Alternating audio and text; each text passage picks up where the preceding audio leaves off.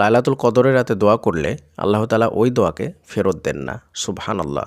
আপনি যদি লাইলাতুল কদরে জাগার সুযোগ পান, ইবাদত করার সুযোগ পান, আর ওই রাত্রে যদি আপনি আল্লাহর নিকটে দোয়া করেন, তাহলে ওই দোয়াটা আল্লাহ তাআলা কখনোই ফেরত দেবেন না। লাইলাতুল কদর অত্যন্ত গুরুত্বপূর্ণ একটা রাত্রি, যেই রাত্রিটা রমজানের শেষ দশকের বেজোড় রাত্রিগুলোর মধ্য থেকে কোনো একটা রাত্রি, অর্থাৎ 21, 23, 25, 27 এবং 29, এই 5টা রাত্রের মধ্যে কোনো একটা রাত্রি হচ্ছে লাইলাতুল কদর।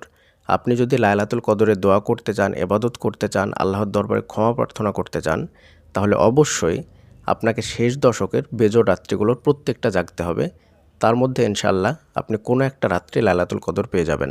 লাইলাতুল কদর এমন একটা রাত্রি, লাইলাতুল কদরের ইবাদত সম্পর্কে আল্লাহ তাআলা বলেন, লাইলাতুল কদরের ইবাদত হচ্ছে 1000 মাসে ইবাদত করার চাইতে উত্তম। সুবহানাল্লাহ।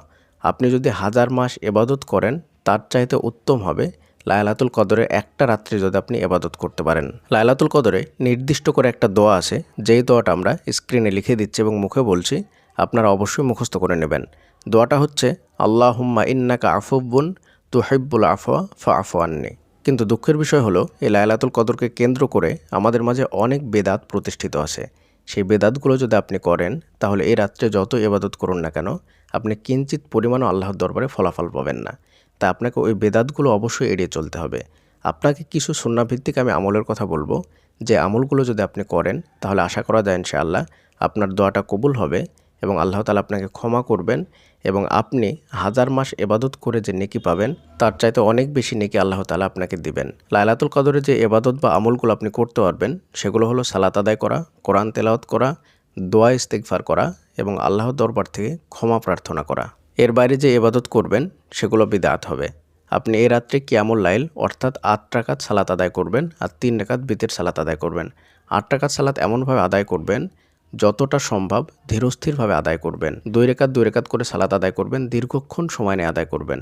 আপনার যদি বেশি কোরআন মুখস্থ থাকে, তাহলে বেশি করে পড়বেন, আর যদি বেশি মুখস্থ না থাকে, তাহলে সূরা ফাতিহার পরে আপনি যেই সূরাটা জানেন, ওইটাই বারবার ঘুরিয়ে ঘুরিয়ে পড়বেন। দীর্ঘক্ষণ সিজদা করবেন, রুকু দীর্ঘ করবেন, তারপরে আল্লাহর দরবারে ক্ষমা প্রার্থনা করবেন। 2 রাকাত সালাত শেষ করে আপনি আল্লাহর দরবারে হাত তুলে দোয়া করবেন। তারপরে পুনরায় আবার 2 রাকাত সালাত শুরু করবেন।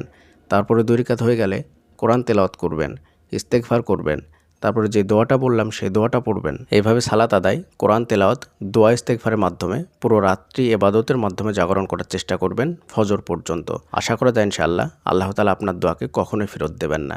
যদি 5টি রাত্রে আপনি জাগরণ করেন, তাহলে একটা রাত্রে অবশ্যই আপনি লাইলাতুল কদর পেয়ে যাবেন। লাইলাতুল কদর সম্পর্কে আমাদের আরও যে চ্যানেলগুলো আছে, সেই চ্যানেলে আমরা অনেক ভিডিও আপলোড দিয়েছি। ওই ভিডিওগুলো দেখলে আশা করা যায় ইনশাআল্লাহ লাইলাতুল কদর সম্পর্কে আপনি আরও অনেক কিছু জানতে পারবেন। চ্যানেলের নামগুলো আমরা মুখে বলছি এবং স্ক্রিনে লিখে দিচ্ছি। Islamic motivational speech, KH true Islamic media, peaceful lifestyle 24।